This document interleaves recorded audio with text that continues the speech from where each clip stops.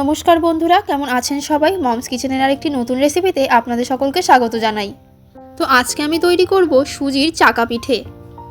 এটি তৈরি করার জন্য আমি প্রথমেই একটি কড়াইতে 1.5 কাপ মতো জল নিয়ে তার মধ্যে সামান্য পরিমাণে গুড় দিয়ে এটি কিছুক্ষণ জাল করে নেব।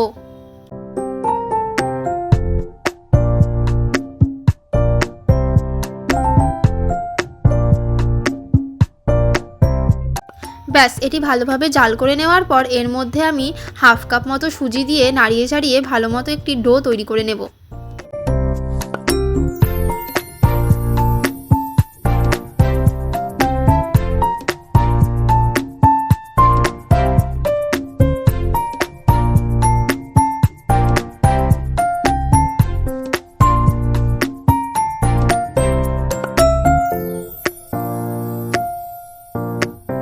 এখানে এবার আমার ডোটা তৈরি করা হয়ে গেছে। এবার আমি এটিকে একটি থালার মধ্যে নামিয়ে নিয়ে তারপর এর মধ্যে সামান্য পরিমাণে তেল দিয়ে নিয়ে এটি ঠান্ডা হয়ে যাওয়ার পর এটি ভালোভাবে হাত দিয়ে মেখে নেব।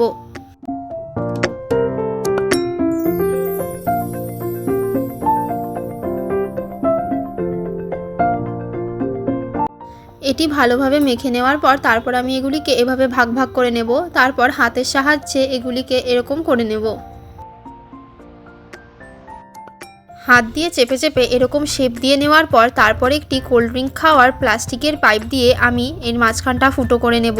এবারে আমি এটার এরকমভাবে একটি শেপ দিয়ে নেব। সবগুলো এরকমভাবে তৈরি করে নেওয়ার পর একটি কড়াইতে সাদা তেল গরম করে নিয়ে তার মধ্যে এগুলি আমি ছেড়ে দেব এবং ভেজে নেব এক এক করে।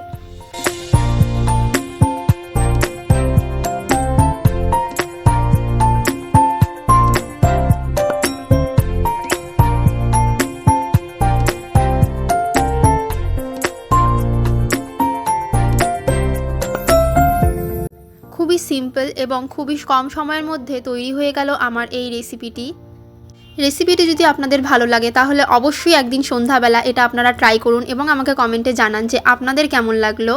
যদি ভিডিওটি আপনাদের কিছুটা ভালো লেগে থাকে তাহলে অবশ্যই একটি লাইক করে পাশে থাকবেন। সুস্থ থাকবেন, ভালো থাকবেন। আজকের মতো এইটুকুই। দেখা হচ্ছে আবার পরবর্তী একটি রেসিপি নিয়ে। নমস্কার।